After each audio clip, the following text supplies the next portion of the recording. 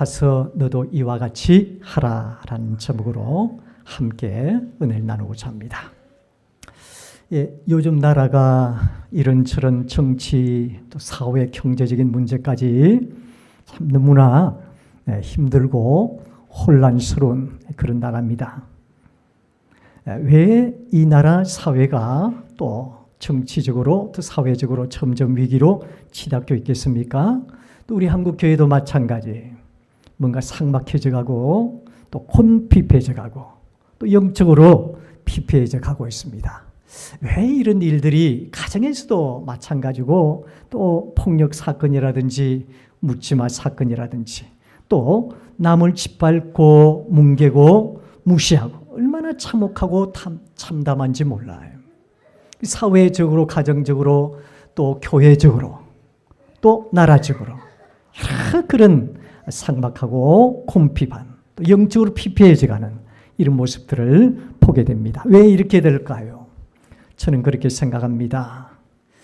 우리에게 예수의 긍휼과 사랑의 결핍입니다. 예수의 사랑과 예수님의 긍휼, 이것이 없기 때문입니다. 사회든 가정이든 교회든 이 사랑이 없으면, 예수의 사랑이 없으면 삭막해질 수밖에 없어요. 또 영적으로 콩핍할 수밖에 없어요. 여러분, 얼마나 요즘 끊임없이 지금까지도 계속해서 가정적인, 사회적인 그런 폭행 사건이라든지 여러 가지 우리 눈을 뜨고 볼 수 없는 그런 사건들이 얼마나 많이 일어나요. 다 삭막해져 가고 피폐해져 가고 콩핍해져 갈 수밖에 없는 것은 바로 사랑의 결핍입니다. 사랑이 없으면 얼마나 참담하고 메마르고 황폐하고 피폐해진지 몰라요. 사랑이 없는 영겁니다. 자, 그런데 사랑이 아무것도 아닌 것 같지만 사랑이 있으면 여러분 그 가정이 어떻게 될까요? 웃음이 있어요. 감사가 있어요. 기쁨이 있어요. 충만한 그런 행복한 가정이 될 수 있어요. 왜? 사랑이 있기 때문에 그런 겁니다. 그 가정이 사업이 부도가 나고 질병으로 어려워하고 여러 가지 어려운 그런 상황들이 벌어진다 할지라도 그 가정에 서로 부부간에 가정 안에 모든 가족들이 사랑이 있으면 그 가정이 온화해지고 웃게 되고 기쁨이 충만해지고 또 그 가정이 따뜻한 행복으로 사랑의 꽃을 피워갈 수 있는 것입니다. 여러분, 오늘 본문은 선한 사마리아인의 비유를 통해서 강도 만난 자의 이웃을 조명함으로 하나님께서 우리에게 이 시대에 요구하신 것이 무엇인지 이 사건을 또 이 비유를 통해서 우리에게 말씀해 주시고자 합니다. 자, 오늘 본문의 내용을 간략하게 말씀을 드리면 예루살렘에서 여리고로 내려가던 중에 강도 만난 사람이 한 사람이 있었습니다. 강도 만난 사람 한 사람이 있었는데 그 사람은 성경에 보니까 급한 죽게 됐다는 거예요. 자, 이 사람을 두고 그때 당시 하나님을 잘 믿고 하나님을 잘 아는 제사장도 지나가고 레위인도 지나가고 예수님 옛자도 모르고 하나님 한자도 모르는 선한 사마리아인도 지나갔습니다. 자, 제사장과 레위인은 얼마나 많은 사람들에게 존경을 받고 위대한 사람이었고 많은 사람들에게 아주 후대함을 많이 받았던 그런 사람들이. 그런데 이 제사장과 레위인은 그 강도를 만나서 급한 죽게 된 그 강도를 본체만취하면서 부정함과 또 일에 방해가 된다는 그런 이유로 피해서 지나갔습니다. 그런데 그때 당시 사마리아인은 예수님 옛자도 모르고 하나님 한자도 몰랐던 하나님을 믿지 않았고 예수님을 알지 못했던 사람 중에 한 사람, 바로 이방인이, 그리고 유대인들이 멸시천대했던 이방인이, 그 사마리아인은 오늘 탈났습니다. 그는 관심을 갖고 옆에 와서 그를 지켜봐 준 것입니다. 여러분, 우리 하나님께서 우리에게 이 시대에 우리 그리스도인들에게 요구한 것이 무엇일까요? 우리에게 요구하신 것이 무엇이라고 생각합니까?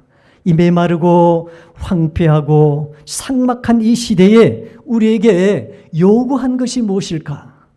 자, 오늘 37절 같이 보겠습니다. 10장 37절 같이 봅니다. 시작.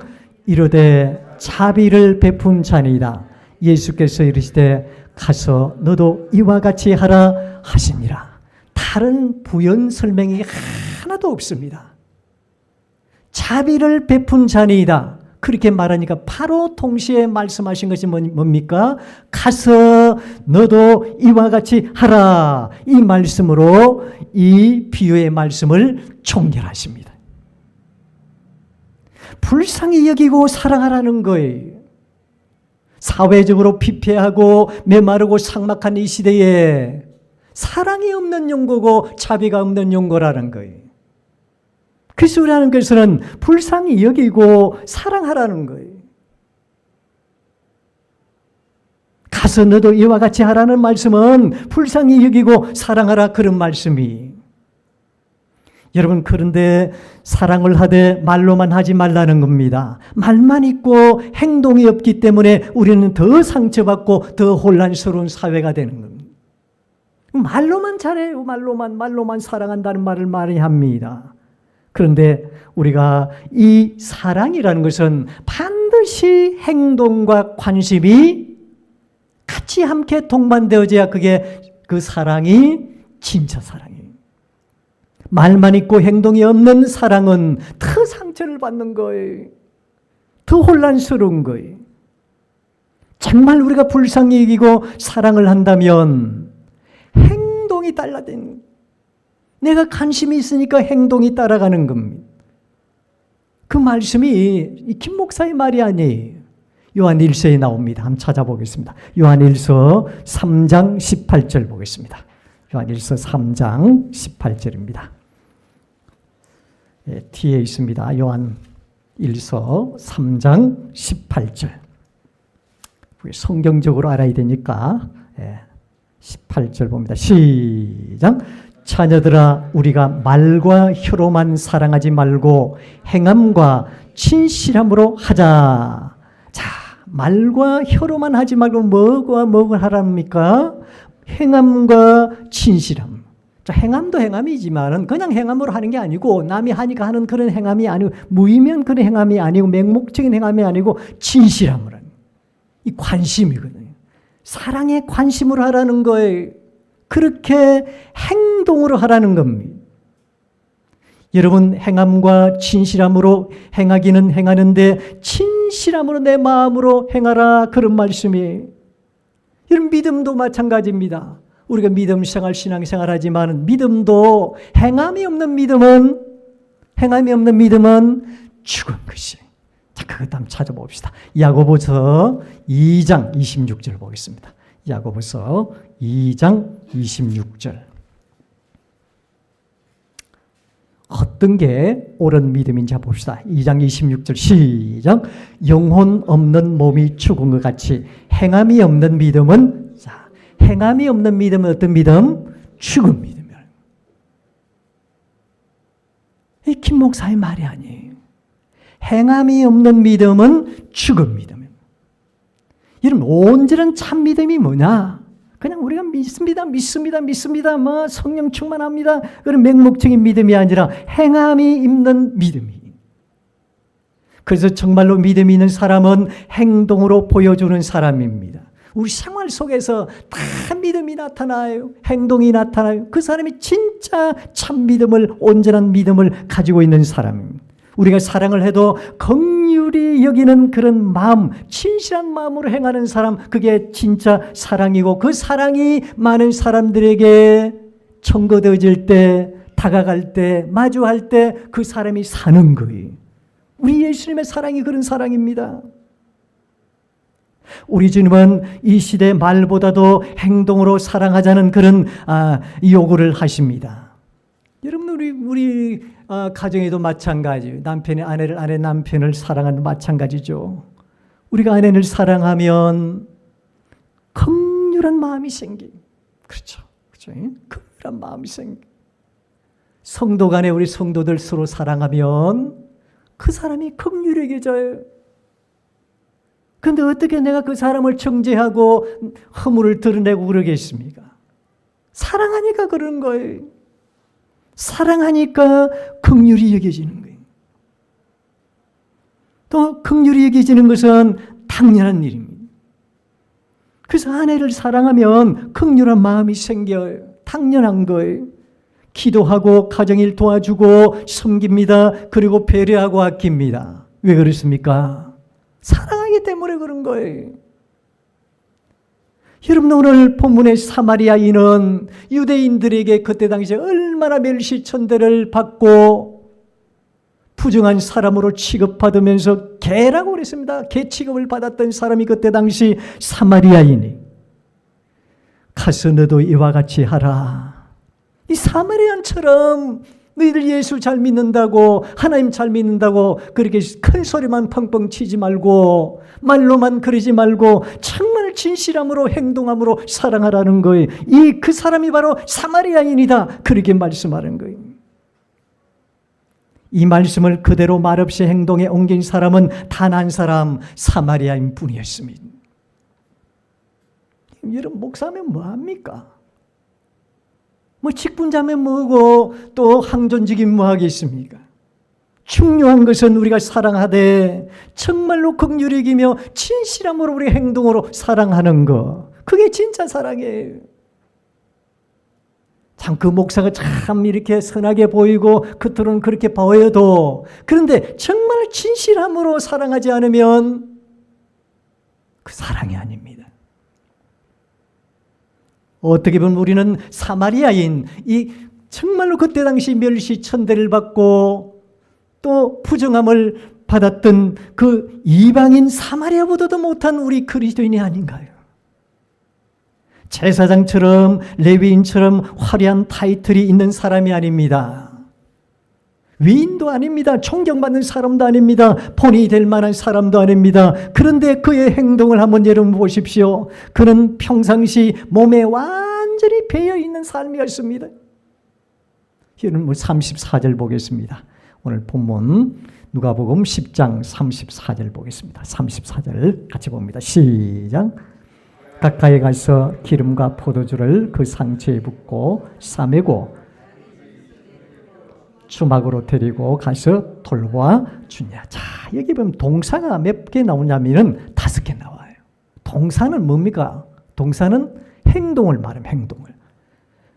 그 사람이 강도 만난 거반 죽게 된 그 강도 만난 사람이 가까이 갑니다. 상처를 싸매줍니다. 기름과 포도주를 부어줍니다. 또 짐승에 태웁니다. 주막으로 데려가서 돌보아줍니다. 하나에서부터 10까지 그 생명을 살리는 일에 그 영혼을 사랑하는 마음으로 행동했다는 거예요. 여러분, 그라고 해서 여러분 바쁘지 않았겠습니까?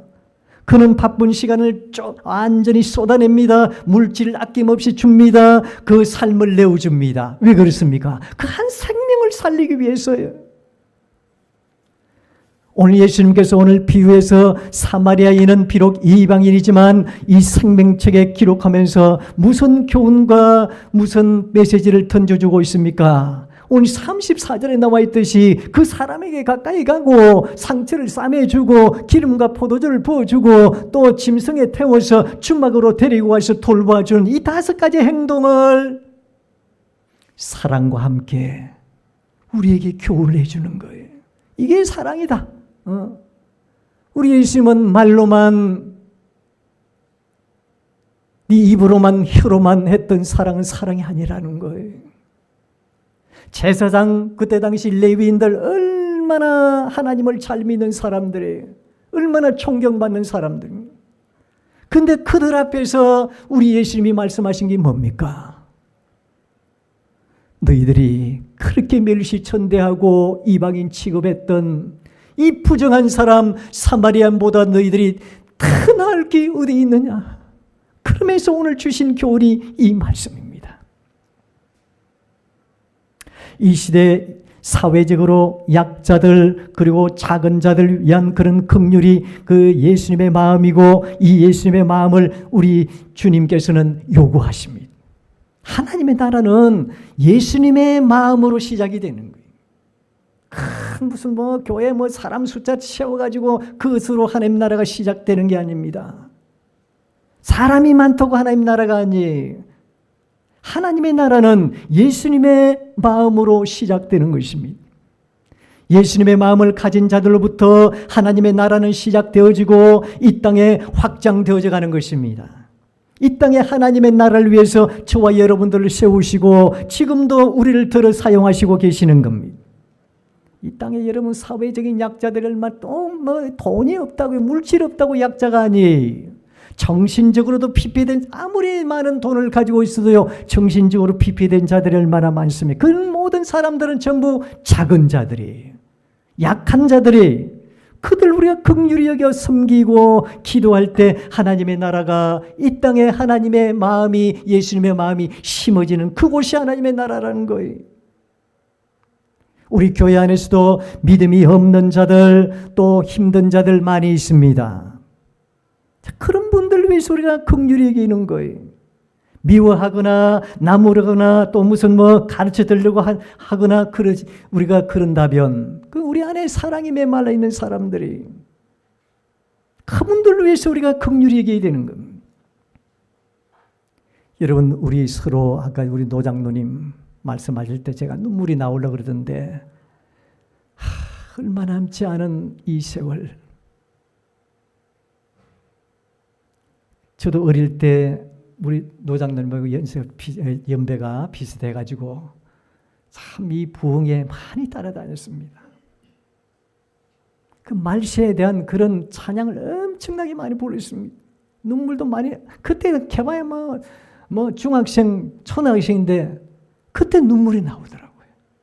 찬양하는데 어떻게 그래 눈물 많이 쏟았는지 모릅니다. 왠지 아십니까? 이 시간이라는 것이요, 이 세월이라는 것이요, 또 저와 여러분들 서로 함께할 날이 얼마나 될까요? 여러분 수백 년, 수천 년 되면 지금 조금 까불어도 괜찮고 서로 조금 이렇게 혈기 조금 부려도 괜찮을지 모르겠습니다. 여러분 수백 년, 수천 년 됩니까? 아닙니다. 여러분 우리 세순교회 교회 개척을 시작해서 17년 빵입니다. 또 얼마나 남았을까요? 우리도. 이 세월은 성경에 나와 있듯이 채부같이 유수같이 이렇게 지금도 착각착각 하면서 돌아서면 그냥 저도 보니까 설교 준비해야 되고 돌아서면 그냥 또 주일이고 그러더라고요. 그러다가 또 한 해 지나가고 또 지나가고 지나가는 것이 세월이더라고요. 그래서 우리 있을 때 잘해야 되고요. 있을 때 우리가 긍휼히 여기고 사랑하셔야 됩니다. 불쌍히 여기셔야 됩니다. 우리 교회 거기에 우리 하나님께서 원하시는 온전한 나라가 오게 하신다는 거예요. 사람이 인격적으로나 또 신앙적으로 철이든 사람은 모든 사람을 대할 때 다 똑같이 대해요. 차별 안 합니다. 긍휼한 마음으로 다가갑니다. 저는 목회하면서 될 수 있는 대로 그 누구도 인정하고 좋은 점 보면서 함께하려고 합니다. 누구는 차별하고 누구는 절대 저는 그러지 않으려고 다 노력을 많이 합니다. 왜 그런지 아십니까? 예수님의 마음이 그런 마음이시기 때문에 누구도 같이 다가가서 긍휼히 여기고 그분을 위해서 기도해 주고 이 사람은 나에게 잘해주니까 내 편이고 그래서 내가 이 사람 기도 더 많이 해주고 얼마나 저희가 하나님 앞에 야속한 사람이에요. 우리가 누구도 좋은 점 보면서 인정해 주고 함께 하려고 하는 그 마음, 그 긍휼한 마음이 그 사람을 살리는 거고 그 사람을 사랑하게 되는 거예요. 진정으로. 이 긍휼의 마음이 사랑의 실천을 가져오게 되는 것입니다. 자, 오늘 그것을 오늘 본문에서 강조하는 거예요. 우리 35절 보겠습니다. 35절 같이 봅니다. 시작. 그 이튿날 그가 주막 주인에게 데나리온 2를 내어주며 이르되 이 사람을 돌보아 주라. 비용이 더 들면 내가 돌아올 때 갚으리라 하였으니. 자, 여러분 그 비용 보상 받으려고 하는 겁니까? 말로 이렇게 어리석은 사람이 어디 있어요? 근데 예수님의 마음은 바로 이 사마리아의 마음이에요. 이 사마리아의 이 마음, 사랑하는 마음, 이 다 모든 걸 다 쏟아서 한 생명을, 한 영혼을 살리려고 하는 그 사랑의 마음을 지금 이 예수님을 통해서 보여주는 거예요. 여러분, 오늘날 예수님이 보여주신 그 사랑, 이 시대에 절실하게 우리 예수님은 요구하십니다.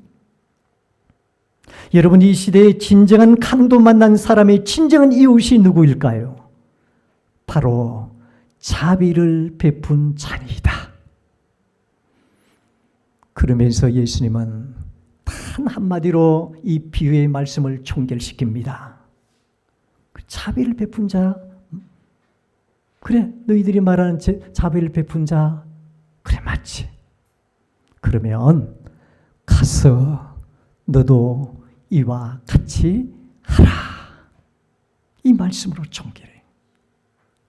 가서 너도 이와 같이 하라. 자비를 베풀라는 거예요. 단 말 없다는 거예요. 자꾸 저 사람은 저래서 이 사람은 이래서 나는 저랬는데 저 사람은 나한테 이래서 그런 거 자꾸 계산하지 말고 딴 국말하지 말라는 거예요. 가서 너도 이와 같이 하라. 사마리아처럼 그의 마음이 예수의 마음이야. 그러면서 이대로 하라는 거예요. 자비를 베풀라는 거예요. 긍휼히 여기라는 거예요. 사랑하라는 거예요. 웬 그리 변명이 많고 말이 많은지 모르겠다는 거예요. 이 사람은 이래도 못하겠고 저 사람은 저래서 못하겠고 이런 변명 저런 변명 꼭 우리가 따져요. 그러니 늘 변화가 없이 그 자리인 것입니다. 예수님의 마음은 완전히 실종되어 버린 거예요. 주님은 변화되기를 바라고 새롭게 되기를 바라고 성숙해지기를 바라는데 언제나 오늘이나 내일이나 항상 그 자리에 변함없는 거예요. 그 자리에 맴도는 거예요. 그래서 주님은 구차하게 많은 말씀 안 하시고 한마디로 말씀을 마지막으로 결론을 내려주시는데 가서 너도 이와 같이 하라. 이 말씀밖에 없어요. 자비를 베풀라는 거예요.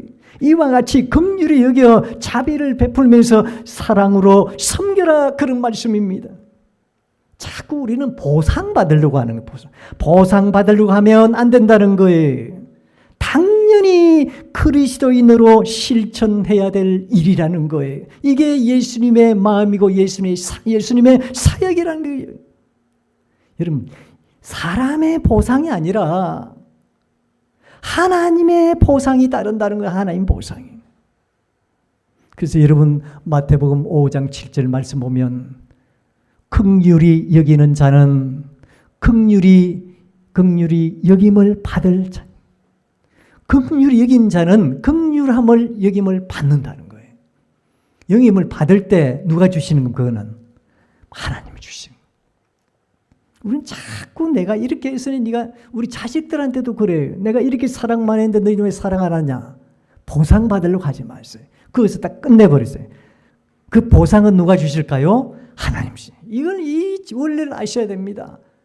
왜 서운한지 아십니까? 나는 쌍아빠지 너를 갖다 공부시키고 뭐 장가 다 보는 거 다 했는데 네 아들 그 피 묻은 아들 그 내 키울 때 내 다 했는데 나한테는 왜 이러냐? 그러지 마세요. 저도 그러기를 바라고 있고 그렇게 노력하고 있습니다. 한 것으로 끝났어요. 그 다음에 보상은 누가? 하나님께서 긍휼히 계시고 사랑을 다하시고 축복하시고 은혜를 다하시고 얘들의 모든 건강까지도 지켜주실 줄로 믿으시길 바랍니다. 보상은 하나님이 하신다는 거예요. 자꾸 보상 심리가 있다 보니까 이 사람은 사랑해도 되나 안 해도 되나 저 새끼는 해야 되나 안 해도 자꾸 내 자식들 가운데서도 그렇게 계산을 한단 말이에요. 변명하지 말라는 거예요. 오늘 사마리아인은 아무 상관이 없는 사람입니다. 예수를 믿어가지고 무슨 돌을 닦았던 사람도 아닙니다. 어떤 종교가 있어가지고 그 사랑을 바로 정확하게 어떤 정립해 있는 사람도 아니에요. 그냥 지나가니까 급한 죽게 된 그 강도 만난 자를 보고 그냥 가서 그냥 자기 모든 것을 다 쏟아부어서 생명을 살리고 행동으로 보여주는 거예요. 이 마음이 예수님의 마음이다. 이 마음이 바로 예수님의 사랑이다 하는 것을 우리에게 보여주십니다. 가서 너도 이와 같이 하라.